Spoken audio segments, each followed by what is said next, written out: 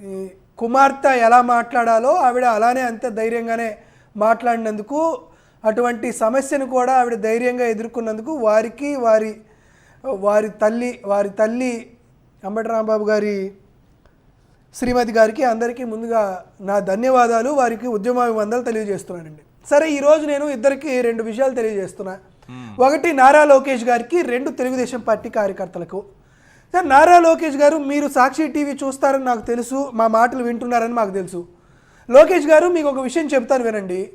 మీరు అధికారంలోకి వచ్చిన తర్వాత నుంచి ఇప్పటికీ ఎంతోమంది మీద కేసులు పెట్టారు. మా ఎమ్మెల్సీ అయినటువంటి తలశీల రఘురామ్ గారి పైన మొట్టమొదటిసారి ఈ కృష్ణానదిలో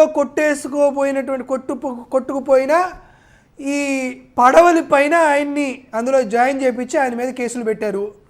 దేవినేని అవినాష్ మీద, పేరు నాని మీద, జోగి రమేష్ మీద, ఇట్లా ఎంతోమంది వైఎస్ఆర్ కాంగ్రెస్ పార్టీ నాయకుల పైన, నా పైన, కొండా రాజీవ్ గాంధీ పైన, కారుమూరి వెంకటరెడ్డి పైన, ఎంతోమంది నాయకుల పైన కూడా కేసులు పెట్టారు.